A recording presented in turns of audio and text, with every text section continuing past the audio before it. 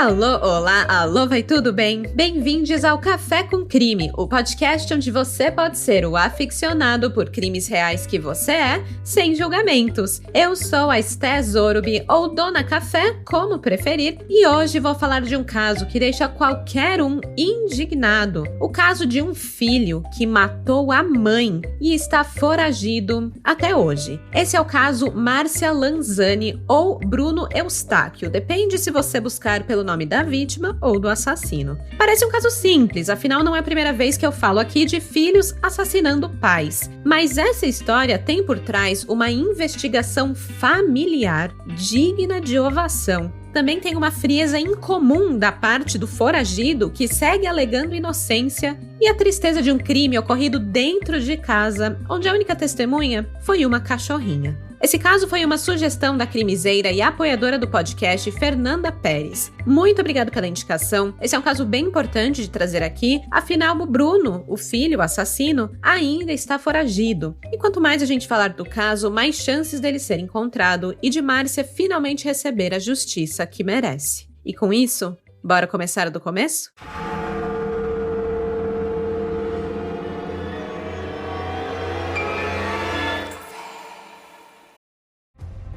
Get ready for Netflix's gripping new medical drama, Pulse. Set in a cutting-edge Miami trauma center, third-year resident Dr. Danny Sims is unexpectedly thrust into a promotion when beloved chief resident Dr. Xander Phillips gets suspended. Then, with the emotional and physical stakes at their highest, a storm will push the hospital and its residents to their limits. Witness how life can change in a heartbeat when you're operating under pressure. Watch Pulse April 3rd, only on Netflix. I can say to my new Samsung Galaxy S25 Ultra, hey, find a keto-friendly restaurant nearby and text it to Beth and Steve. And it does, without me lifting a finger. So I can get in more squats anywhere I can. 1, 2, 3. Will that be cash or credit? Credit. 4.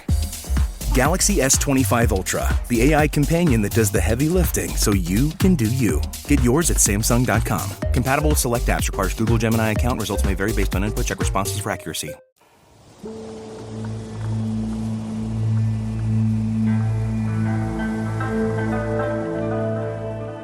A história da família Lanzani de Quadra é uma de muito trabalho, superação e laços familiares tão lindos quanto letais. Márcia Lanzani, nascida em 5 de outubro de 1976, era a segunda mais velha de 4 irmãs e mantinha uma relação muito próxima com as suas irmãs Marilza e Minervina. A vida delas não foi fácil desde o início, marcada por momentos difíceis, onde dormiram as 4 irmãs com a mãe em chão duro. Minervina lembra que muitas vezes durante a sua infância iam dormir sem comer nada, ou outras vezes a sua mãe é quem ficava sem comer nada para dividir o pão entre as 4 filhas. Mesmo com toda a adversidade, nenhuma das irmãs tinha vergonha da sua origem humilde. A família tinha valores sólidos e acreditava que o que realmente importava nessa vida não eram bens materiais, e sim caráter. Foi assim que Márcia cresceu para se tornar uma mulher de 44 anos muito batalhadora. Ela se casou cedo com um policial militar chamado Joel e teve com ele o seu único filho, o Bruno. Com muita dedicação e firmeza, a Márcia criou o filho no Guarujá, no litoral paulista, mostrando sempre o valor do trabalho duro e a importância de conquistar um futuro melhor.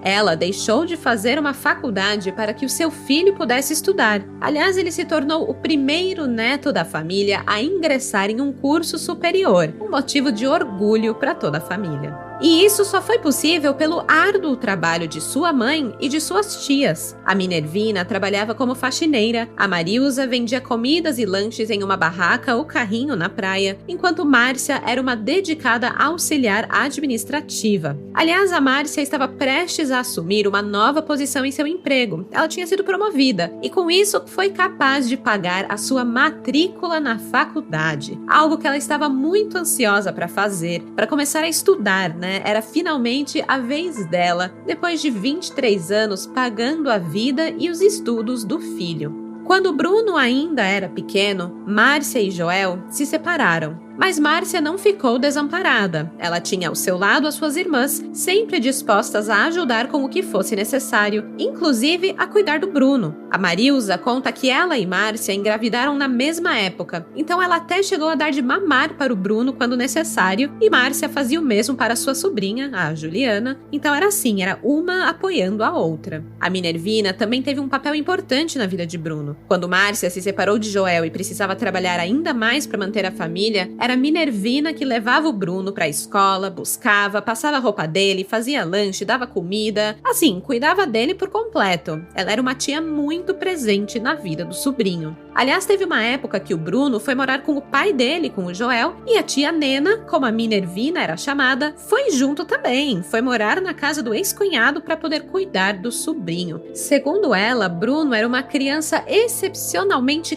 carinhosa, até mesmo com os seus professores. Ele estava sempre disposto a abraçar todo mundo e a ajudar quando fosse necessário. Ele foi uma criança muito amada pelas tias, mas principalmente pela própria mãe. Bruno era o sol do universo de Márcia. Ela fazia qualquer coisa por ele. Chegou até a adiar os seus próprios estudos, seus próprios sonhos, para garantir que ele tivesse a oportunidade de se educar. Até mesmo os seus relacionamentos amorosos ficaram de lado, já que ela acreditava que tudo o que importava era o bem-estar do seu filho. E Bruno, bem, ele não gostava nada dos relacionamentos da mãe com outros homens. Ele achava que ninguém prestava, que eram todos ruins. Então a Márcia, ela não teve nada muito sério com ninguém depois de se separar de Joel. O Bruno e Márcia também não tinham segredos, eles eram muito próximos mesmo. Quer dizer, pelo menos a Márcia não tinha segredos do Bruno, né? Ela compartilhava tudo com o filho. Senha de cartões de crédito, senha de celular, as câmeras da casa, era tudo mesmo. Afinal, eram uma família unida, amorosa. Então, por que não compartilhar, né?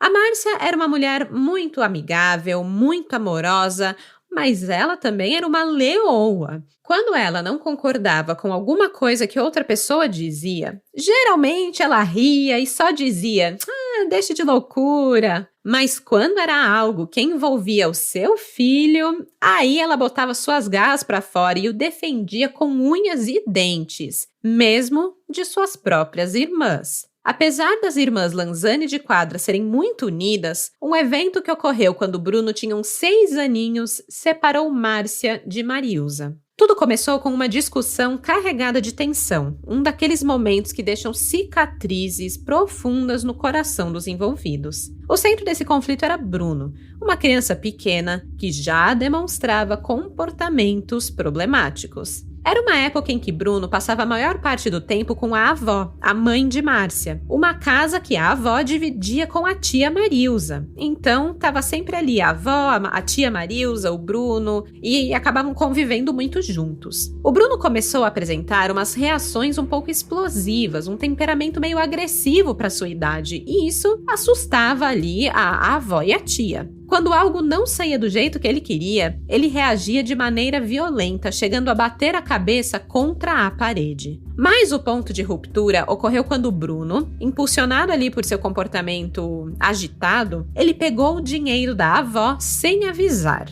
Foi um furtinho, um furto infantil, bem básico. Quando a avó percebeu, ela o repreendeu, dizendo que ele não podia fazer isso, que ele tinha que pedir e aí sim ela daria dinheiro para ele. Mas pegar assim? Não, sabe? A família tinha valores e roubar dinheiro estava longe de ser algo aceitável. E diante dessa bronca da avó, o menino de 6 anos foi pra cima dela, foi pra cima da avó pra bater nela, porque ele não aceitava a bronca. A Marilza, que sempre foi uma tia bem firme ali, que não aceitava muita palhaçada nos seus turnos cuidando das crianças, ela repreendeu o Bruno na hora. Ela pegou o menino pelo ombro, assim, deu um chacoalhão nele e com uma voz decidida falou que ele jamais deveria encostar na avó dele novamente, ou que ele enfrentaria as consequências, né? A Marilza repetia pro Bruno: "Você não faça mais isso com a sua avó, você não encosta na sua avó, senão eu vou te dar uma surra." Então ela fez essa ameaça, enfrentou o menino e ele ficou pianinho. Só que, quando a Márcia voltou do trabalho para buscar o Bruno na casa da avó, o garoto não titubeou em dedurar a tia para a mãe. E aí que a ruptura aconteceu no relacionamento das irmãs, porque o Bruno acusou a tia Marilza de ter batido nele. E Márcia, leoa como era, não aceitaria isso de ninguém, nem mesmo da própria irmã. E por mais que Marilza explicasse o que tinha acontecido, a Márcia não quis saber. O que se seguiu ali foi uma discussão bem intensa, acusações que ficaram pairando no ar, e a confiança entre Márcia e Marilza começou a desmoronar como um castelinho na areia sob as ondas do mar. Essa controvérsia marcou um ponto crucial na trajetória da família, porque levou a Marilza a fazer uma afirmação que mais tarde viria a se realizar. Abre aspas. No dia em que discutimos, quando o Bruno era pequeno, eu disse para ela que se ela não cortasse aquilo do filho, ele ia virar um bandido. Acho que foi aquilo que matou a amizade, sabe? Fecha aspas. A Márcia brigaria com qualquer um pelo filho, enfrentaria qualquer acusação para defender o filho. E foi isso que ela fez. Essa discussão que ela teve com a Marilza se tornou ali um divisor de águas, e a partir desse momento, Márcia e Marilza decidiram seguir caminhos separados, se afastaram uma da outra. Claro que ainda se viam em eventos familiares, conversavam, davam parabéns, feliz aniversário, Natal, tudo isso, mas elas deixaram de visitar uma a casa da outra e meio que não se metiam na vida da outra. O triste é perceber que as atitudes de Bruno não mudaram desde que ele tinha 6 aninhos. A tia Nena, que sempre foi muito apegada a Bruno e a Márcia, também relatou que Bruno seguiu com suas atitudes agressivas quando foi crescendo. Aos 12 anos, por exemplo, ele chegou a empurrar a própria mãe quando eles tiveram uma discussão. Coisa que Márcia jamais contou para Marilza, para não dar a ela a razão. E assim a Márcia passou a esconder algumas coisas das irmãs, talvez por vergonha. O pior de tudo é que Bruno se tornou um ótimo mentiroso. Ele era dissimulado e dentro de casa com a mãe era briga e mais briga, mas para quem via de fora, ele era um garotinho exemplar. Em 2018, quando ele cursava Direito na Universidade de Ribeirão Preto, no campus do Guarujá, o Bruno liderou uma campanha para arrecadar doações para as vítimas de um desastre que havia acontecido no litoral paulista, com todas as enchentes, que acontecem por lá. E exibindo ali toda a sua generosidade, o Bruno coordenou a coleta de comida, roupas e fundos para aqueles que haviam perdido tudo. Ele recebeu a tia, a Minervina, que estava vestindo ali o seu uniforme de faxina, recebeu ela na faculdade, em frente aos seus amigos e professores, a abraçou ali em um daqueles eventos de arrecadação. E isso se tornaria um momento marcante para Minervina, porque mais tarde o Bruno mostraria vergonha de suas origens humildes. Então, ao mesmo tempo que ele queria se mostrar generoso, altruísta e abraçava essa humildade da família, lá no fundo, ele não era essa pessoa. Ele não tinha essa bondade no coração e, na verdade, morria de vergonha de ser pobre. Aos 23 anos, quando ele estava prestes a se formar na faculdade, o Bruno decidiu que seu próximo passo na vida seria ir para Portugal. Ele queria viajar, conhecer o mundo, e ele começou a guardar dinheiro para isso, um dinheiro que ele ganhava no estágio que ele fazia em Santos e também por ter vendido a moto que ele tinha, uma moto que foi presente da sua mãe. Ele também, claro, contava com a ajuda de Márcia para completar ali o que faltava para essa viagem. Mas aí, tudo começou a mudar, todo o comportamento de Bruno começou a ficar tudo muito estranho quando ele passou a andar com um pessoal que cursava medicina. E ele gostou do que viu, porque eram pessoas com mais posses, mais bens materiais, que frequentavam os melhores restaurantes e bares da cidade. O Bruno também queria aquilo. Então ele disse para Márcia que depois que se formasse em Direito, ele na verdade queria cursar Medicina. Mas a sua mãe não podia bancar o curso, até porque ela mesma ia começar a fazer faculdade e seria impossível pagar pelos dois cursos. E sabe aquele dinheiro que o Bruno estava guardando para ir para Portugal? Bem, ele começou a gastar a grana toda para acompanhar os amigos da medicina nos seus rolês mais caros. Ele passou a pagar as contas dos lugares chiques onde eles iam, ele queria viajar com eles, e assim foi torrando tudo até ficar sem nenhum tostão. E aí, adivinha? Quando terminou o seu estágio em Santos, ele não quis procurar um trabalho novo, não.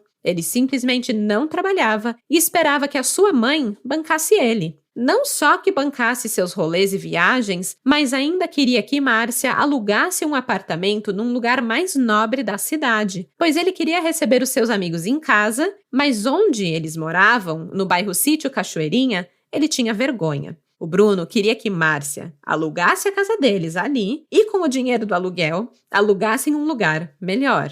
Tipo, não faz sentido nenhum. Não, simplesmente não, querido. E suas exigências não paravam por aí. Em outubro de 2020, o Bruno começou a pressionar a mãe para que ela comprasse uma moto nova para ele. E talvez pela primeira vez na vida, a Márcia começou a dizer não. Ela não iria comprar a moto, ela já tinha dado uma para ele antes e estava na hora dele começar a valorizar as coisas que ela fazia ali naquela casa. A vida não era assim não, né? Tudo de mão beijada. E aí o que o Bruno fez? O que ele sempre fazia. Infernizou a vida da mãe e manipulou ela para conseguir o que queria. Acontece que nessa mesma época, Minervina ia ajudar o seu filho, o Daniel, a comprar uma moto. E ela contou isso pro Bruno. Aí pronto, a cabeça do menino já, né, como que o primo ia ter uma moto e ele não ia ter, não era justo. Enfim, a diferença é que o Daniel, o primo, ajudava a Minervina com tudo em casa, com todas as contas. E não era nem que ela ia dar a moto para o filho, e sim ajudar ele a comprar. O Bruno acabou usando isso contra a sua mãe, meio que dizendo que até a tia Nena ia dar a moto pro primo dele e que a Márcia, sei lá, estava sendo uma péssima mãe. E aí ele ficou azucrinando a vida da Márcia até ela comprar a maldita moto para ele. Segundo a Minervina, Márcia e Bruno tiveram uma briga naquele mês, em outubro de 2020, que foi uma briga muito feia. Eu não sei se foi exatamente por causa dessa moto ou pelas outras exigências que o Bruno fazia à sua mãe. O fato é que eles brigaram tanto que Márcia não conseguiu dormir naquela noite de medo do filho. Infelizmente, a Márcia não contou isso para sua família, para suas irmãs, porque ela tinha vergonha de como era tratada pelo filho. Ela ficou quieta. Já o Bruno, sempre que discutia com a mãe, ia para casa da tia Minervina e conversava com ela, era acolhido por ela. Claro que nunca contava os horrores que fazia com a própria mãe, e sim inventava alguma coisa, alguma desculpa, assim, jamais assumiu seus erros ou a culpa pelas discussões, né? Aliás, muitas vezes o Bruno mentia. E infelizmente demorou muito tempo para todos perceberem o quão manipulador e dissimulado ele era. Eu vou contar 2 eventos que ocorreram que depois, olhando para trás, fizeram as tias de Bruno perceber a máscara social que ele usava. Como comentei com vocês, o pai de Bruno era um militar. O Joel era sargento aposentado da polícia e, por isso, o Bruno tinha direito a uma pensão e a 30% de desconto na faculdade. Certa vez, o Bruno estava precisando do papel que comprovava que era filho de militar e tinha direito ao desconto, né? Para mostrar lá na faculdade e, enfim, conseguiu desconto. Acontece que quando ele ligou para o pai para pedir isso, o pai desconfiou que talvez ele estava tentando pegar dinheiro dele. E isso porque o Bruno tinha essa mania de mentir e o pai já tinha sacado isso, já sabia que o filho não era lá flor que se cheire. Então, só para confirmar, o pai resolveu ligar na faculdade de Bruno para verificar a informação. Ok, achei assim, sensato, nada demais. Foi ligar, tá precisando mesmo, o que precisa? Vamos comprovar aqui, beleza, vou mandar o papel para dar o desconto. Foi algo bem de boa. Acontece que quando o Bruno descobriu que o seu pai havia desconfiado dele, ele ficou muito puto. Nossa, ele perdeu a linha total e ligou pro pai esculhambando ele, falou um monte de coisa, disse que não precisava do pai pra nada, que ele era um inútil, etc. Aí, o sargento Joel fez o quê? Falou assim: beleza, você não precisa de mim pra nada? Então também não vou te dar o papel que você precisa pro desconto. E aí o Bruno se viu num beco sem saída, né? Porque ele não queria dar o braço a torcer, mas ele não queria perder o desconto da faculdade e, óbvio, ele não tinha condições de pagar o valor total. E a saída de Bruno, sempre que ele precisava, era a sua mãe. O Bruno falou para Márcia que o seu pai estava se recusando a dar o papel da universidade que ele precisava. Uma mentira descarada que o Bruno usou para manipular a mãe. E também para esconder dela o fato de que ele era tão mentiroso que até o próprio pai sempre desconfiava dele. E Márcia, leoa, acreditando no filho sempre, foi até o batalhão e falou com o comandante, com o chefe do Joel, contando a versão de que precisava do desconto para o filho, mas que o Joel se recusava a dar o papel. E com isso, ela, foi argumentando ali que era direito do Bruno, que ele não podia negar, etc. Enfim, fez o maior escarcéu até conseguir o bendito papel direto do comandante. Ela nem chegou a falar com o Joel. E assim, passando por cima de tudo e de todos, ela fez a vontade do filho, sem saber, claro, que era manipulada por ele. O segundo evento aconteceu entre Bruno e a tia Marilza. A relação dos dois era meio afastada devido a tudo que tinha acontecido na infância de Bruno, o lance dele ter mentido que apanhou da tia e tudo mais. Mas na temporada da praia, em 2019, o escritório em que Bruno estagiava fechou e Bruno se viu desempregado. E como eu falei, ele não estava a fim de trabalhar de verdade, Mas ele precisava de dinheiro para bancar os seus rolês. Então o Bruno foi procurar a tia, que era empreendedora e tinha uma barraca de lanches na praia. Ele queria um emprego. A Marilza achou estranho, na verdade, porque o Bruno, querendo trabalhar, ela achou que talvez tivesse até queimado a língua e que ele seria um bom menino e não um bandidinho sem caráter como ela havia previsto lá atrás. Então, como família é sempre família, a tia acaba oferecendo uma oportunidade para o sobrinho para ajudar ela ali nos seus negócios. O Bruno ficou 1 mês trabalhando para ela na praia. Mas aí no fim do mês, na hora de pagar os funcionários, a Marilza notou que os R$5.000 dos salários de todos tinham sumido. Ela estava com aqueles funcionários há mais de 5 anos e nunca aconteceu nada de sumir dinheiro do seu carrinho. E naquele dia, tinha sido tudo muito corrido. A Marilza não teve tempo de separar o dinheiro, de fazer as contas, então ela acabou levando tudo para a praia e deixou para dar o dinheiro para os funcionários no fim do dia. Só que na hora de pagá-los, no fim ali do expediente, os envelopes haviam sumido. Ela desmontou o carrinho inteiro dela, desmontou tudo para ver se não tinha caído aquele envelope em algum lugar. Os funcionários ajudaram a procurar, estava todo mundo preocupado. Mas o Bruno, ele ficou vendo ali a tia desesperada atrás de R$5.000 perdidos e não esboçou nenhuma reação. A Marilza, então, quis ir até um estabelecimento que ficava bem em frente à sua barraca, ali na rua, que tinha câmera de segurança para ver quem que tinha pego o envelope, porque dali daria para ver. Era só ela e os funcionários que tinham acesso ao local onde estaria esse dinheiro. Então tinha que ser alguém dali, não dava para ser ninguém de fora. E quando ela deu essa ideia, o Bruno disse que ele iria lá pedir as filmagens, porque ele era estudante de direito e saberia solicitar isso melhor dentro da lei e tal. E ele convenceu a tia a deixar essa responsabilidade nas mãos dele. E o que aconteceu? Ele não foi. Ele enrolou e 3 dias depois a Marilza decidiu que ia lá pedir as imagens, que não ia mais ficar esperando, mas quando ela chegou lá, foi informada que as imagens já não estavam mais disponíveis, pois depois de 3 dias as imagens iam para a central e não ficava ali. O Bruno sabia, e foi por isso que ele ficou enrolando ela por exatos 3 dias. Foi isso que a convenceu de que Bruno foi quem roubou os R$5.000. E isso, na verdade, deixou ela num prejuízo de R$10.000, Porque ela perdeu 5.000 e teve que fazer um empréstimo de mais 5.000 para poder pagar os funcionários. Na época, a Marilza não comentou nada com a Márcia porque não tinha provas. E o seu relacionamento com a irmã já era meio estremecido por conta do próprio Bruno. Além do mais, ela deu a entender que o Bruno já tinha feito algo parecido antes e a sua mãe tinha encobrido. Então, ficou por isso mesmo. Por mais que as tias percebessem que talvez Bruno fosse mau caráter, mentiroso, nada preparou as irmãs Lanzani de Quadra para o dia 22 de dezembro de 2020. Naquela manhã, o corpo de Márcia Lanzani foi encontrado sem vida na casa onde ela e o filho moravam.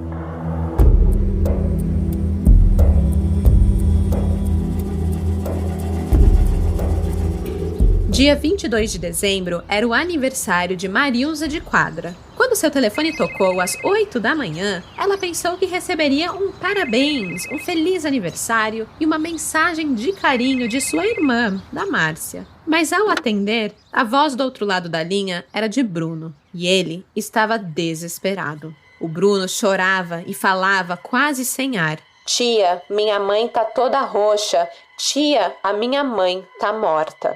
Ainda sem entender e atordoada por ter acabado de acordar, a Marilza pedia para Bruno repetir, né? Como assim? O que você tá falando? E o Bruno dizia novamente: Tia, minha mãe tá toda roxa, tia. Minha mãe tá morta. A Marilza começou a passar mal e deu o telefone para o cunhado que estava na casa com ela. Depois de alguns segundos falando com Bruno, o cunhado apressou Marilza para entrar no carro, pois precisavam ir imediatamente para a casa de Márcia. Ao chegar, foram recepcionados por Bruno, que chorava e chorava. Na casa, além de Bruno, estava uma amiga dele e um ex-namorado de Márcia, o Flávio, que apesar de não terem um relacionamento há mais de 10 anos, eram amigos bem próximos. O Bruno os levou para o quarto de Márcia e foi aí que Marilza viu uma cena que jamais sairá de sua mente. A sua irmã estava jogada no chão, com diversos hematomas roxos pelo corpo. Ela estava inchada e machucada,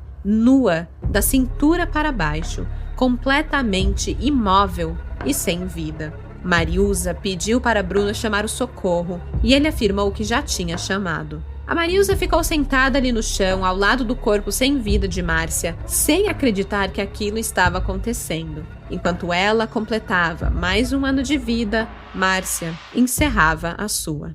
O olhar de Marilza logo começou a analisar os detalhes daquela cena. Ela percebeu que tinha xixi de cachorro do lado da cama de Márcia. A Márcia tinha uma shih tzu chamada Nina, uma cachorrinha que ela tratava como se fosse a sua própria filha. E não era comum a Nina fazer xixi dentro de casa, pois Márcia e Bruno sempre passeavam com ela. A Marilza também notou uma marca na testa da irmã. Foi então que ela se lembrou que Márcia havia instalado câmeras de segurança na casa e logo pediu para Bruno verificar as imagens. Se alguém tivesse entrado ali, com certeza estariam gravados e todos poderiam entender o que tinha acontecido com Márcia. Bruno afirmou que já tinha olhado as imagens das câmeras e não viu nada. Ele achava que a sua mãe tinha escorregado no xixi da Nina, da cachorra, ou que ela tivesse infartado e caído, batendo a cabeça no guarda-roupas, por isso a marca na testa.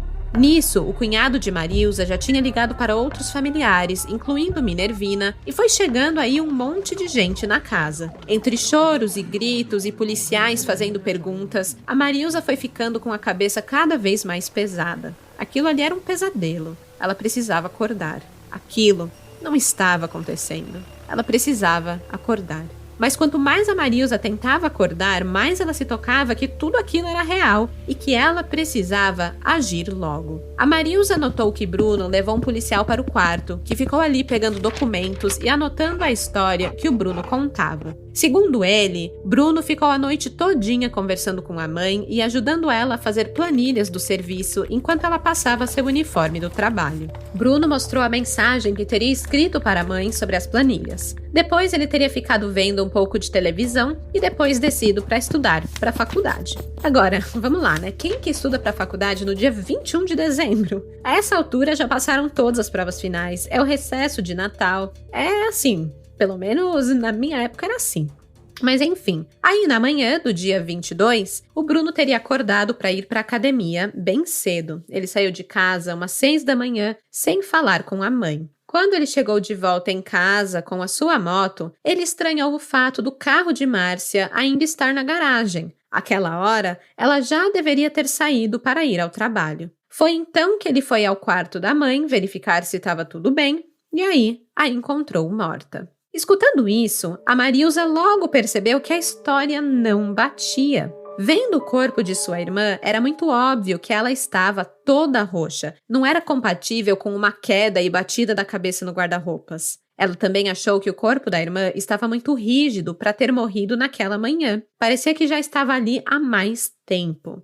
Muito crimiseira, né? Crimiseira sim ou claro. Tanto Minervina quanto Marilza alegam que a polícia não agiu imediatamente, mesmo com a possibilidade de um crime violento. Na verdade, a polícia estava acreditando na história de Bruno e por isso não trataram o local como cena de um crime. Quem começou a achar tudo suspeito foi Marilza, que pegou o próprio celular e começou a fotografar a cena e o corpo da irmã, caso isso fosse útil depois. A Marilza também notou que a irmã estava sem o relógio, algo que ela sempre usava. E ao perguntar para o Bruno onde estava o relógio, ele falou que tirou com medo de a linchar e não conseguir tirar depois. Bem estranho, né? Imagina, você acabou de achar a sua mãe morta no quarto e a primeira coisa que você pensa é: ai, deixa eu tirar o relógio dela porque ela vai inchar. Tipo, esquisito, né? Outra coisa que causou estranheza foi o fato de Márcia estar nua da cintura para baixo. Se o que o Bruno dizia era verdade, isso quer dizer que provavelmente Márcia teria acordado, ido tomar banho, como ela fazia toda manhã, e teria escorregado enquanto tentava se trocar para ir ao trabalho. Só que a Minervina estranhou a falta da roupa íntima em Márcia porque a irmã sempre tomava banho de calcinha. A Minervina também reparou que Márcia tinha um roxo no peito e perguntou para o Bruno o que era aquilo.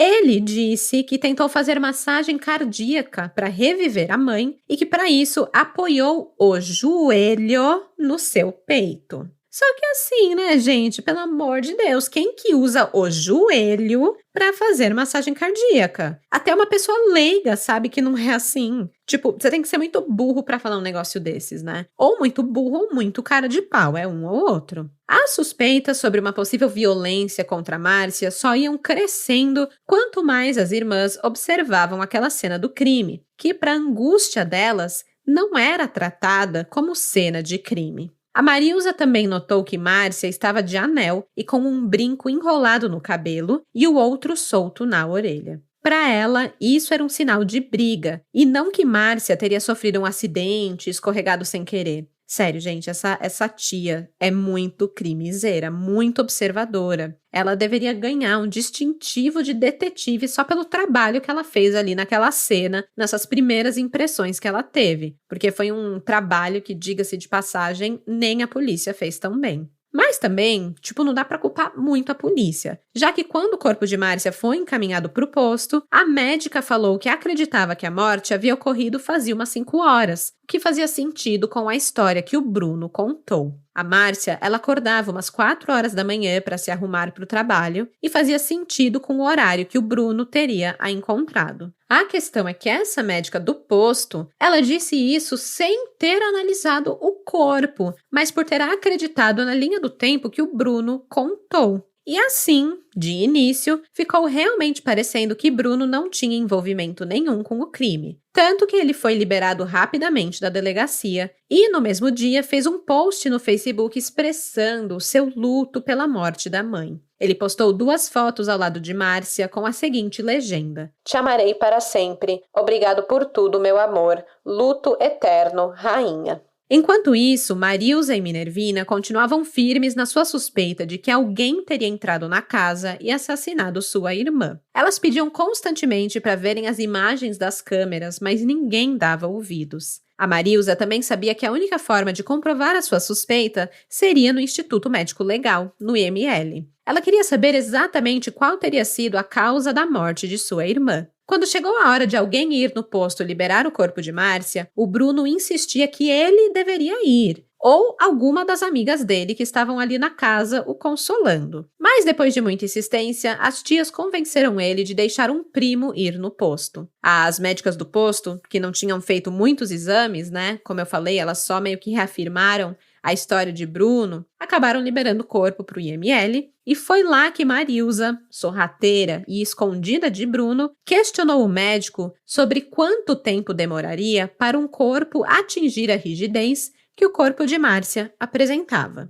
O médico apertou a testa de Márcia, verificou ali o corpo, examinou e então deu a informação que comprovou as suspeitas de Marilza. Para atingir o rigor mortis, levaria de 10 a 12 horas. Fazendo contas rápidas, Marilza chega à conclusão de que sua irmã não morreu às 4 da manhã do dia 22 de dezembro, mas na noite anterior, por volta das 8 ou 9. Ainda não tinha um laudo conclusivo sobre a causa da morte de Márcia, mas isso já era suficiente para Marilza querer tomar algumas precauções. Caso determinassem que a morte de Márcia foi uma morte violenta, o seu corpo seria encaminhado para a Praia Grande. Caso contrário, ficaria ali no Guarujá mesmo. Então Marilza solicitou ao médico que, se o corpo fosse retirado para Praia Grande, que ligassem para ela, para o seu celular e para mais ninguém, porque o seu medo era que, se informassem o Bruno primeiro, ele poderia fugir. A essa altura, a tia já suspeitava do sobrinho.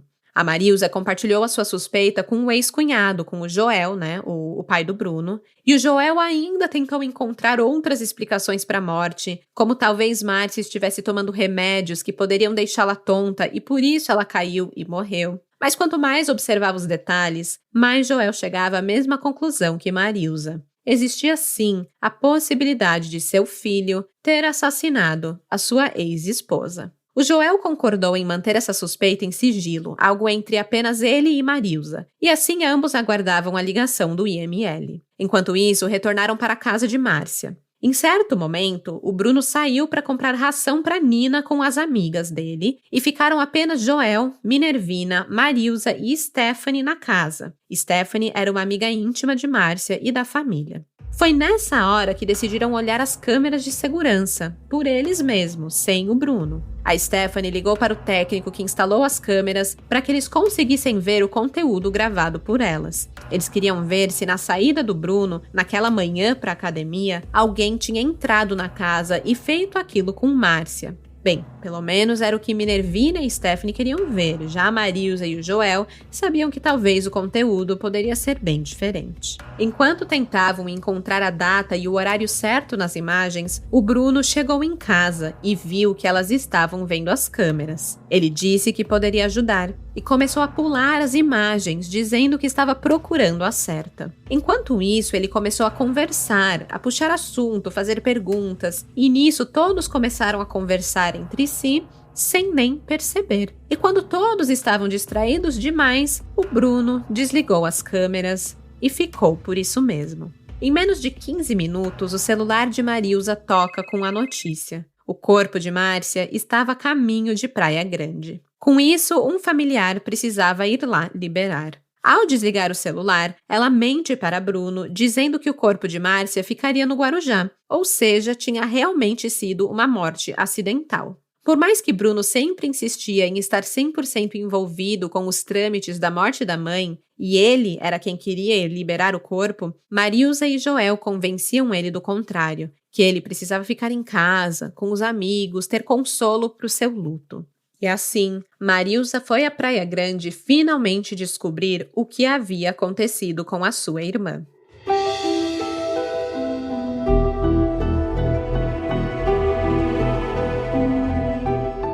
O laudo do IML apontou que a causa da morte de Márcia Lanzani foi asfixia. O legista passou a fazer perguntas para Marilza sobre as relações entre a família e a Márcia, incluindo o Bruno. Afinal, parentes cometem 56% dos feminicídios no mundo, segundo a ONU. Curiosamente, ao longo da perícia do corpo, Bruno ligou umas 6 vezes para a tia Marilza, insistindo que queria saber o resultado do laudo. Na 6ª vez, foi a hora que Marilza recebeu a confirmação que foi asfixia, mas ela mentiu para o sobrinho, dizendo que havia sido um infarto. Foi só depois de receber essa informação que o Bruno sossegou e parou de ligar. No dia seguinte, o corpo de Márcia foi sepultado no cemitério municipal do Guarujá. Bruno não chorou no velório. Ele tomou o papel de consolador das tias, abraçando e beijando seus familiares. Ele fez diversos posts nas redes sociais mostrando seu luto pela morte da mãe.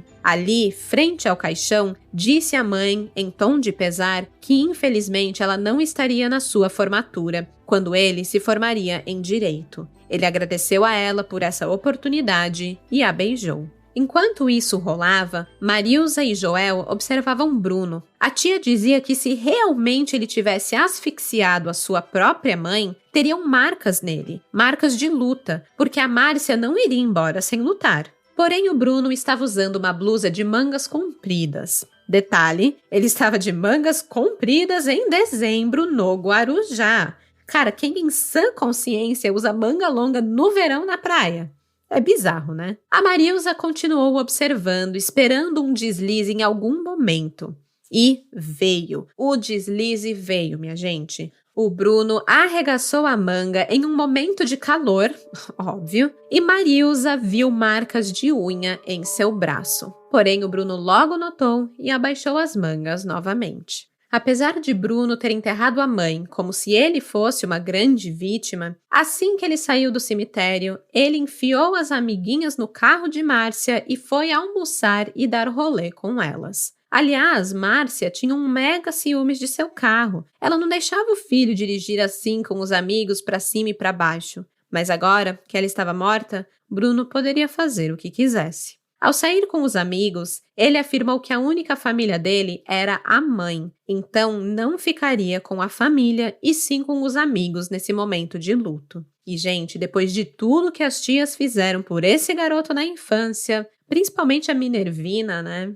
Na moral, é muita ingratidão. Os familiares ainda afirmaram que logo depois da morte de Márcia, o Bruno dormiu com amigas da faculdade na sua residência e em uma oportunidade em que uma tia o questionou por que ele estaria encostado no rack da casa, já que a Márcia não gostava dessa atitude, não queria que ficassem se encostando nas coisas, ele teria respondido que agora ele que mandava ali. E assim, o Bruno começou a regular a entrada da família na sua casa também. Joel e Marilza ligaram para ele pedindo para ir até a casa dele e de Márcia, porque queriam dar uma arrumada nas coisas, né? Na verdade, eles queriam ver as câmeras de segurança, mas isso de arrumar a casa foi só uma desculpa. Mas, de qualquer forma, o Bruno negou. Falou que não era para ninguém ir lá, que ele ia sair com os seus amigos e ainda afirmou: "Minha mãe não ia gostar da casa cheia." Só que isso era uma controvérsia, né? Porque ele mesmo trouxe um monte de gente para dormir na casa no próprio dia 22, quando o corpo de Márcia foi encontrado. Então, assim, logo que retiraram o corpo de Márcia da casa, ele já chamou os amigos, já dormiu ali com um monte de gente desconhecida. Tipo,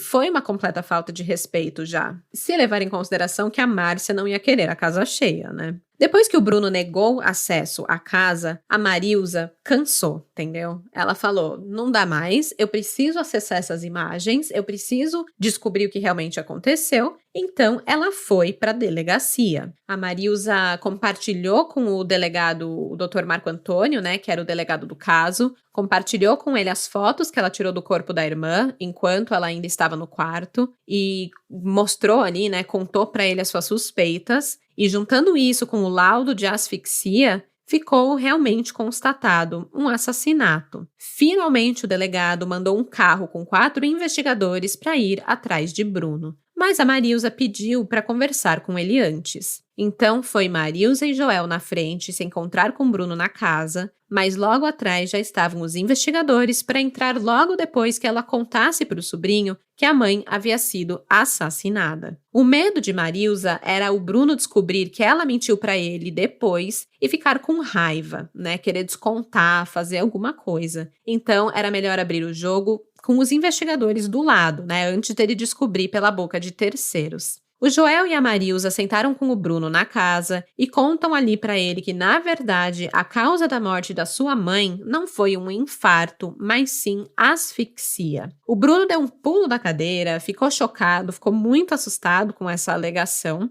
Talvez começou a se preocupar ali com o seu próprio futuro, né? E a tia Marilza ali tentou arrancar uma confissãozinha dele, né? Falou para ele dizer se havia tido alguma briga com a Márcia, que era melhor ele contar logo para que pudessem ajudar ele, né? Antes que a situação ficasse pior. Mas ele negava qualquer coisa. E aí, logo em seguida a essa conversa, entraram os investigadores na casa e antes, né, de ele poder ter qualquer outra reação, já foram verificar as imagens de segurança.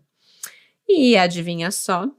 Não acharam os DVRs, que é o gravador onde ficam armazenadas as imagens. Tinha sumido. O Bruno disse que não sabia onde estavam e que ele não tinha tocado em nada. Ele ainda informou os investigadores que muitas pessoas haviam entrado e saído da casa, muitos familiares, muitos amigos, então qualquer um poderia ter mexido nelas. Após isso, o delegado e os investigadores, com autorização de Bruno, começaram a fazer uma revista pela casa. Eles acharam a caixa dos DVRs no quarto do Bruno, mas estava vazia, sem sinal do gravador dentro. E assim, o delegado pediu para Bruno ir à delegacia para prestar um novo depoimento. E pela primeira vez, Bruno muda sua história e conta uma nova versão do que teria acontecido na noite do dia 21 de dezembro de 2020.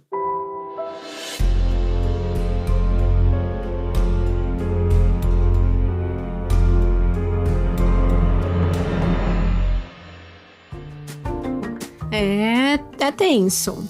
Ainda tem muita história pela frente, mas respire fundo, tome um gole do seu café e escute esse recadinho. O podcast agora recebe apoio de ouvintes através do Apoia-se. Sim, apenas lá no Apoia-se você pode fazer uma assinatura mensal, no valor que você quiser, 5, 10, 15, 20, e com isso você tem acesso a episódios exclusivos. Então, para você que um episódio a cada 15 dias não basta, essa é uma boa opção. Você ganha um episódio a mais por mês. Além disso, tem outros benefícios que você pode descobrir acessando o Apoia-se.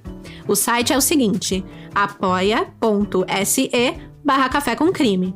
Eu vou deixar o link na descrição desse episódio. É apoia.se/Café com Crime. Saiba que o seu apoio fez esse podcast ser possível. Muito obrigada. E pronto, recadinho dado. Deu tempo de tomar o seu gole de café? Então agora eu posso voltar para o crime. Este episodio es presentado por Honda. Descubra la nueva Honda Passport Trailsport Todoterreno. La Passport más todoterreno que Honda haya imaginado jamás. Esta Passport cuenta con mayor altura al suelo, barras de techo en todas sus versiones y neumáticas especialmente diseñados para cualquier terreno. Además, disfruta todos tus viajes con el control de clima de 3 zonas, techo panorámico y opciones como asientos delanteros con calefacción y ventilación. Conoce más en honda.com/Passport.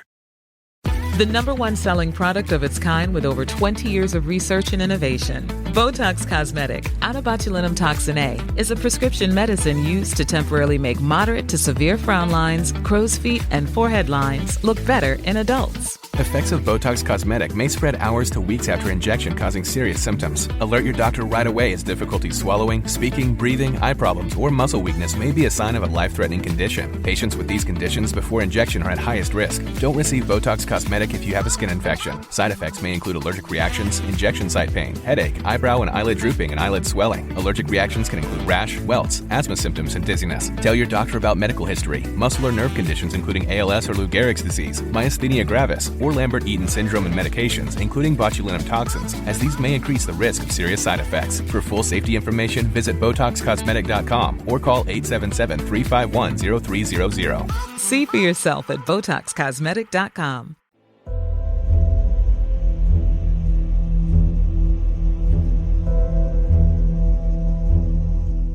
Em depoimento, Bruno confessou à polícia que empurrou sua própria mãe durante uma discussão acalorada na noite em que ela morreu. Nas palavras de Bruno, teria sido uma ação acidental e a queda de Márcia não teria resultado em sua morte. No entanto, os laudos médicos apontaram que Márcia morreu asfixiada e tinha uma fratura no pescoço. Simplesmente não batia com a versão do empurrão de Bruno. Foi levantada a possibilidade de estrangulamento a Bruno, que por sua vez negou veementemente qualquer envolvimento na morte da sua mãe dessa maneira. O que Bruno confessava é que houve sim uma briga naquela noite. Ele teria empurrado a mãe, que bateu a cabeça e desmaiou. Só que depois Márcia acordou, conversou com ele, pediu um copo de água. Ele foi lá, buscou o copo de água para a mãe, ficou com ela, conversou e garantiu que ela estava bem antes de dormir.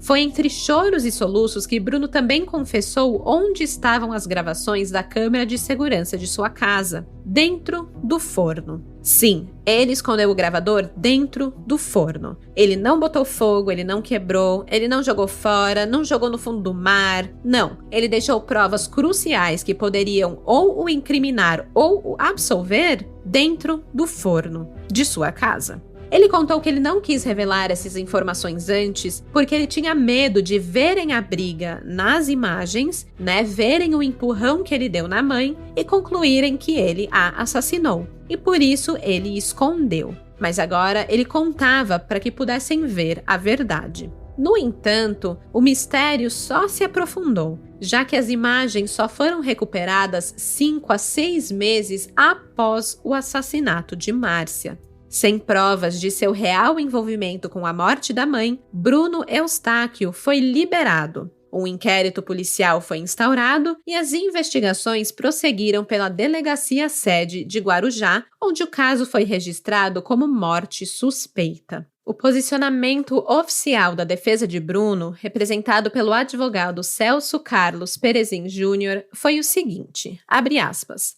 Bruno está profundamente abalado com a fatalidade ocorrida e assevera que não é responsável pela morte de sua genitora. No devido tempo, todas as circunstâncias que envolvem este caso serão esclarecidas. Portanto, as acusações levantadas até o presente momento são apenas especulações. Fecha aspas. Agora vamos a especulações, já que estamos falando sobre isso. Vamos falar sobre a câmera de segurança, que foi o ponto crucial para esse caso. Em primeiro lugar, por que aquelas câmeras existiam? E vocês podem estar pensando aí, porque o Guarujá pode ser um lugar perigoso e queriam ter segurança? Tá, mas isso não faz muito sentido, pois as câmeras crimezeiros do meu coração não estavam do lado de fora da casa, no portão, no muro, em lugares onde, invasores, bandidos poderiam entrar e pular e invadir a casa. Não, as câmeras estavam do lado de dentro. Essas câmeras ficavam apontadas para a sala e o corredor interno do sobrado onde Márcia e Bruno moravam. Pegava a sala na sua totalidade e o corredor que ia para o quarto de Márcia. O mais estranho de tudo é que quando Márcia instalou a câmera, ela disse para Minervina que foi por causa da cachorrinha, da Nina, porque ela ficava sozinha em casa. Mas para Minervina não fazia sentido, porque já fazia mais de 5 anos que a cachorrinha ficava sozinha em casa. Então por que instalar as câmeras agora? E sim, era algo recente. As câmeras foram instaladas em outubro de 2020, o que deve levantar suspeitas aí para vocês, porque, como eu contei aqui, outubro foi um mês conturbado. A Márcia e o Bruno haviam tido uma briga muito feia, uma briga que deixou Márcia com medo do filho. Lembram disso?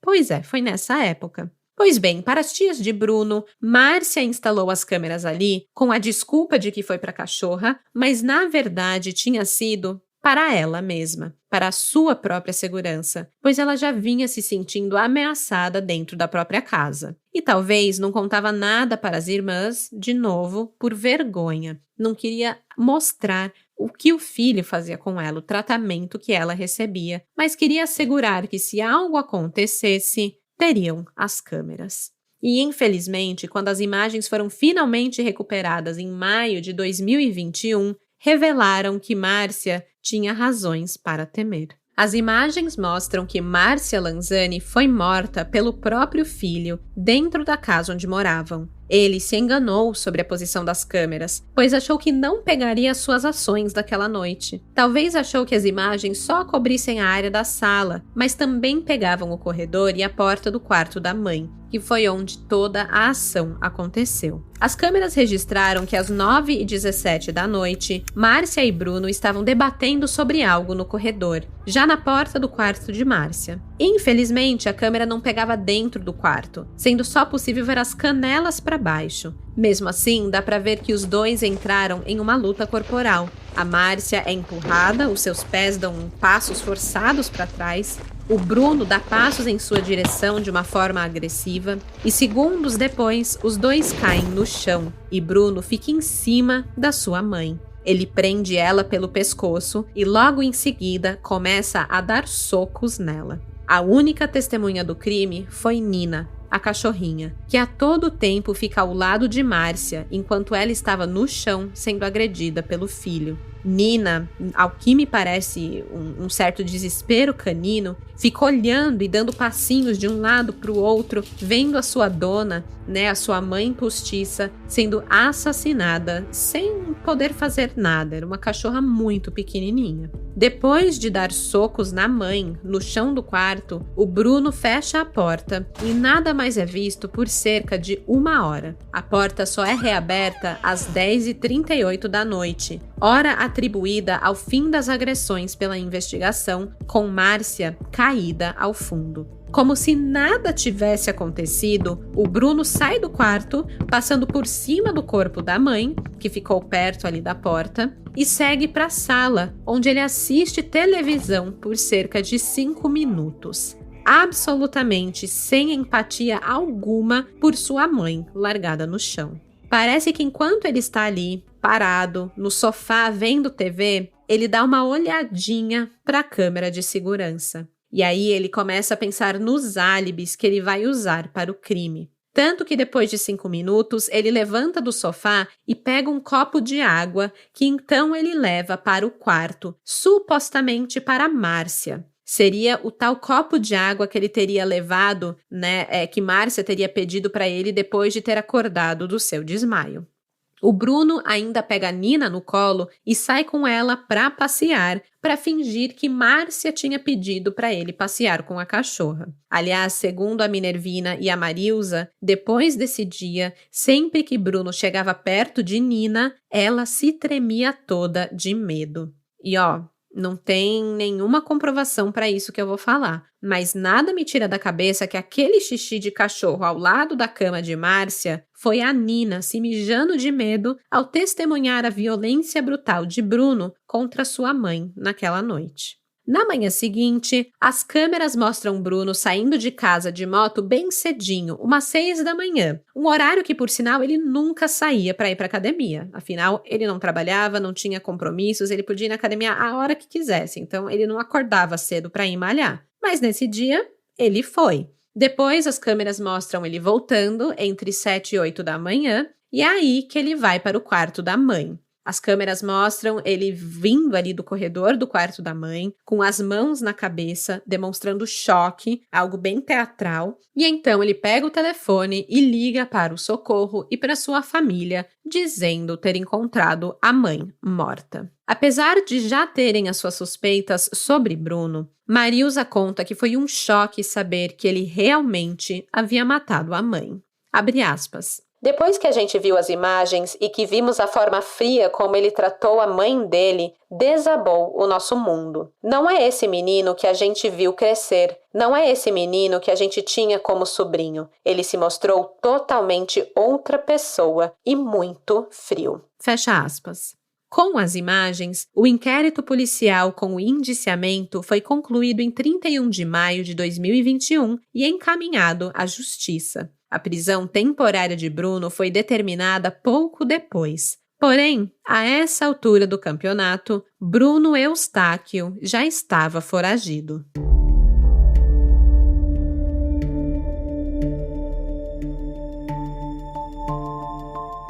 A última vez que Minervina conversou com Márcia pelo telefone foi no dia 18 de dezembro de 2020, 3 dias antes da irmã ser assassinada. Apesar de naquele dia parecer só mais uma conversa normal, hoje Minervina nota que talvez a irmã estivesse guardando algo. Algo que, se Minervina tivesse insistido um pouco mais, talvez poderia tê-la ajudado a perceber logo quem Bruno realmente era. No dia 18 de dezembro, Márcia contou para a irmã que o pai de uma amiga sua tinha falecido. Então Márcia avisou a irmã que estava indo para o velório e que lá o celular não pegava muito bem, só para a irmã não ficar preocupada. Quando Minervina perguntou se o Bruno iria com ela, Márcia, que defendia sempre o filho com unhas e dentes, dessa vez falou que não, pois ele estava insuportável. E aí ela disse uma frase que marcou muito a Minervina. Márcia afirmou que a soberba do Bruno é a destruição dele. Márcia finalizou a ligação dizendo que não iria pedir mais nada para o filho, pois ele realmente estava muito insuportável. Mas disse para a irmã que depois elas conversavam mais sobre o assunto e então desligou. Ao olhar para trás, Minervina nota como essa ligação foi significativa. Foi quase uma premonição do que estava por vir. E realmente, o assassinato de Márcia foi cometido por soberba. O inquérito que indiciou Bruno por homicídio doloso apontou que o rapaz teria matado a mãe devido ao interesse na herança dela. O Ministério Público apontou: De todo o apurado, o bárbaro crime praticado se desenvolveu de forma manifestamente premeditada, tendo o denunciado demonstrado extrema frieza ao ceifar a vida de sua mãe, passar a noite na casa com o cadáver ao solo e promover verdadeiro teatro para comunicar a morte. E continua.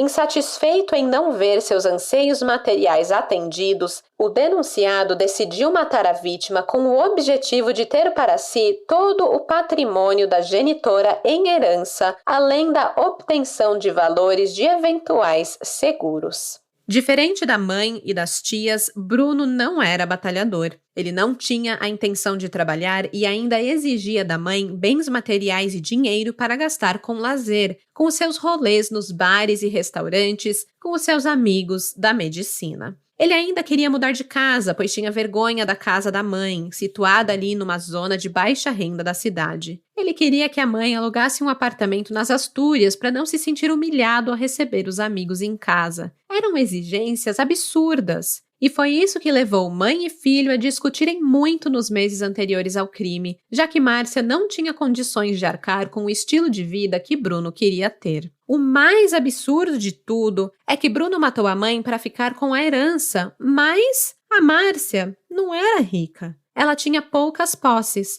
um sobrado num bairro pobre da cidade, do qual o Bruno reclamava sempre, e um carro que era um Gol ano 2013. É muito pouco, gente. É muito pouco para asfixiar sua mãe. Na verdade, nem qualquer valor do mundo seria, razoável. Mas, gente, o menino asfixiou a mãe por um sobrado e um Gol 2013. E tem mais, a asfixia não é coisa fácil, não. Para estrangular alguém, você tem que subir em cima, encarar o rosto da pessoa ficando arroxeado, segurar firme com a mão em volta do pescoço enquanto a pessoa se debate e luta pela própria vida. Pô, é muito mais impessoal você dar um tiro de longe do que asfixiar. Asfixiar é corpo no corpo, é pele na pele. Tem que ter muita frieza mesmo para estrangular a própria mãe. E é por isso mesmo que no documentário Investigação Criminal, a psiquiatra Dinah Ackerman diz que acredita que, na verdade, a violência já era habitual na casa de Márcia e Bruno. Ele já tinha o hábito de agredir a mãe, já não tinha mais respeito entre eles, limite físico entre eles. Ele já levantava a mão para a mãe. Não foi a primeira vez. Por isso, para ele foi tão fácil e quase rotineiro empurrar a mãe para o chão e a estrangular. E tem mais. Segundo a psiquiatra, se Bruno realmente premeditou o crime e foi dormir com a mãe morta no quarto, isso mostra uma crueza e frieza que faz parte da personalidade de um psicopata. É uma maldade extrema. E alguns outros sintomas que ele mostra também demonstram ali uma certa psicopatia. Essa dramatização que ele faz dos fatos, né? Ele monta uma história logo após o crime, pegando o copo de água, porque ele sabia que estava sendo filmado, ele estava ali fazendo um teatrinho mesmo. Ele sai com a cachorra para passear, como se fosse um pedido da mãe, como se ela ainda estivesse viva no quarto. Ele sabia das câmeras, então ele pega a gravação e esconde no forno. Tudo isso denota a tamanha dissimulação de Bruno Eustáquio Vieira. Analisando também o testemunho de outras pessoas que conheciam o rapaz, isso só se intensifica, porque o Bruno tinha outro comportamento com as pessoas. Ele era um bom rapaz, bonachão, generoso, que arrecadava bens, altruísta, sabe? Mas com a Márcia, ele não tinha paciência e era bruto. O seu comportamento mudava de menino bonzinho para violento quando a sua mãe dizia não para ele, quando suas vontades não eram atendidas. E como eu mencionei, o seu comportamento começou a mudar desse jeito depois que ele começou a querer bancar o riquinho para os amigos da faculdade. Só que o seu padrão de vida conflitava com a vida que ele realmente levava com a mãe. E aí, por soberba, resolveu que era melhor eliminá-la. O pior é que o Bruno não nega as brigas com a mãe. Ele não nega as discussões, não nega nem mesmo que bateu na mãe, ou pelo menos que teve um embate físico com ela. Ele só nega que a matou. E isso ele disse em uma entrevista exclusiva ao Balanço Geral, acompanhado de seu advogado, no dia 9 de junho de 2021. Nessa época, ele já estava foragido, em local não determinado ou identificável pelo vídeo. Ele até usava uma máscara e boné, é até difícil de dizer que era ele mesmo. Mas nessa entrevista, o Bruno afirmou: "Eu sei que eu não matei minha mãe, então não sei o que aconteceu. Não tinha motivo, não tinha intenção, não tinha nada. Eu estava tentando parar de brigar, tentando segurar ela. Eu não cheguei a machucar a minha mãe a tal ponto de matar ela." A jornalista então pergunta se ele tinha agredido a mãe, ao que Bruno respondeu que sim. E então ela cutuca, perguntando se ele não acha que essa agressão pode ter levado à morte dela.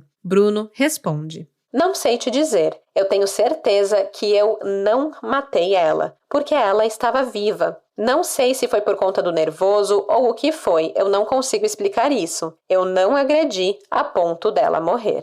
O advogado de Bruno alega que, por mais que o laudo diga que Márcia morreu por asfixia, ainda faltam provas. Abre aspas. "A gente gostaria de ter outros laudos para que se pudesse chegar a uma conclusão mais concreta da morte real dela, se foi realmente por conta da esganadura. Deveria ter outra perícia, um laudo mais complexo, para se ter uma certeza mais concreta que essa foi a causa da morte." Fecha aspas. Porém, ao mesmo tempo que o advogado afirma que faltam provas, ele mesmo diz que a imagem demonstra que realmente ele coloca as mãos no pescoço da mãe, tem uma briga, tem empurrões, tem agressões mútuas. Pô, mas você quer mais prova do que isso? Gente, tem imagem, sabe? É bizarra a defesa, meio que não tem o que dizer, né? Então, basicamente, a história da defesa é a seguinte, que a última briga de Márcia e Bruno começou porque ele queria sair de casa, queria morar fora num bairro melhor e a mãe não aceitou isso. Aí, ele alega que agrediu a mãe. O advogado admite que ele coloca as mãos no pescoço da mãe, mas eles dizem que Márcia não morreu depois disso.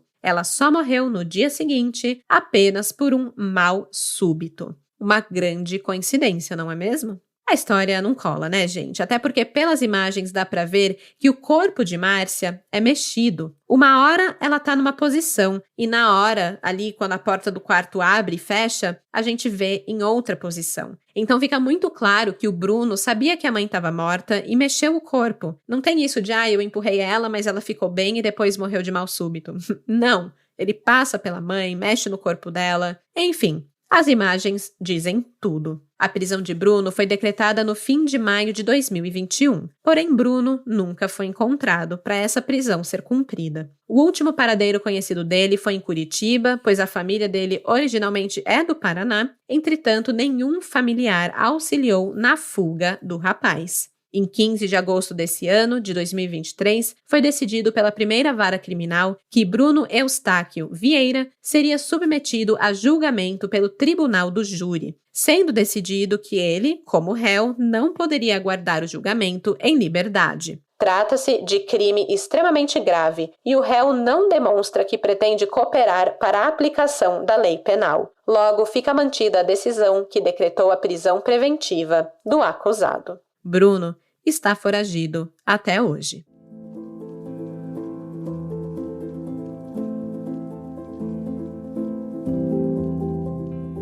As coisas de Márcia ficaram abandonadas, pois as irmãs não tinham o direito de entrar na casa e mexer nos seus pertences. O juiz, inicialmente, dizia que não tinha como dizer que Bruno era realmente culpado, que ainda não tinham provas, então ele continuava sendo o único herdeiro e as tias não podiam entrar na casa. Os advogados das tias recorreram e finalmente as irmãs foram permitidas de entrar na casa e fazer um relatório do que tinha ali dentro para o juiz. Elas dizem que a geladeira estava basicamente criando raiz, que estava tudo abandonado e apodrecendo. Finalmente, em agosto desse ano, de 2023, o juiz aceitou excluir Bruno como herdeiro de Márcia. Entretanto, só restava a casa abandonada como herança. O carro, o Gol vermelho de Márcia, que ela tinha tantos ciúmes, foi utilizado por Bruno para sua fuga e pouco tempo depois foi vendido por R$14 mil.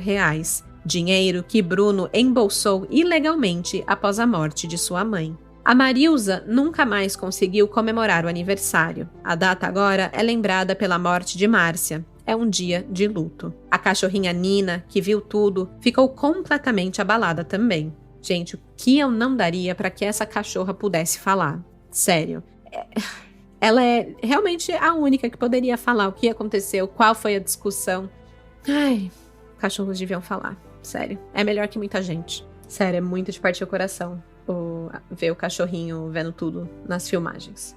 Mas enfim, graças a uma amiga de Márcia, a Stephanie, que é descrita até como filha do coração da Márcia e amiga da família Lanzani, a Nina está sendo cuidada e muito bem mimada pela Stephanie. A filha de Minervina, a prima de Bruno, ficou sem comer, sem tomar banho e está se tratando com um psiquiatra pelo impacto que o caso teve na sua vida. Ela era muito próxima de Márcia. Já a filha de Marilza, também prima de Bruno, ela tem dificuldade de dormir, fica olhando a janela, achando que Bruno pode chegar, que pode fazer algum mal para eles, querer algum tipo de vingança. Então a família vive aí num certo medo. A família toda continua abalada, mas eles seguem firmes pedindo justiça por Márcia. A Minervina ainda tem dificuldade de aceitar que o seu sobrinho, um dia muito amado por ela, seja um assassino. Ela alegou, abre aspas, "É muito difícil porque ele tinha tudo e ela deixou de viver para ele. A vida inteira dei conselho para ele ir sempre pelo caminho certo. E para quê? Para ele se tornar um assassino? O menino que eu amava, que eu ajudei a criar, aquele menino morreu no dia em que matou a minha irmã. Ele destruiu a nossa família, matou a minha irmã, que era cheia de vontade de viver. Ele tem que pagar. Que todos os dias da vida dele vire um inferno, porque é isso que ele fez com a gente." Fecha aspas. E esse foi o caso Márcia Lanzani, assassinada pelo filho Bruno Eustáquio Vieira, que segue foragido até hoje. Eu vou postar amanhã, na quinta-feira, lá no Instagram, as imagens do Bruno com a mãe, bem como imagens divulgadas pela polícia de como o Bruno possivelmente está hoje, né? Tentando mudar a aparência e tal, tem aqueles retratos que a polícia divulgou. E como sempre, eu posto lá no Instagram, o @cafécomcrime, as imagens relacionadas ao caso. Então segue lá o nosso perfil para você poder ver o rosto de todo mundo que foi mencionado aqui e também deixar o seu comentário sobre o que você achou desse caso. E se você ver a imagem de Bruno lá no Instagram e pensar, eita, já vi esse rapaz por aí? Gente, ligue para o Disque Denúncia de São Paulo ou mande uma mensagem para o perfil @Justiça por Márcia Lanzani, que é um Instagram moderado pelas irmãs dela, pela Marilza e pela Minervina. Mas claro, preferencialmente ligue para a polícia. Você pode denunciar no 190, bem facinho. E é isso, gente. Eu volto daqui a 15 dias com um novo caso na outra quarta-feira e até lá. Sejam gratos por tudo que seus pais fazem por vocês, porque de desgraça já basta esse podcast. Tchau, tchau! Esse episódio foi escrito, produzido e apresentado por mim, Stephanie Zorbi, com edição de áudio e sonorização de Luigi Calistrato e pesquisa de Ana Ferrari. As fontes de informação utilizadas foram Diário de Justiça do Estado de São Paulo, documentário Investigação Criminal, uma série da Medialand, o portal UOL, R7 e G1, jornal A Tribuna, Jornal da Record, RIC TV e o perfil do Instagram @Justiça por Márcia Lanzani.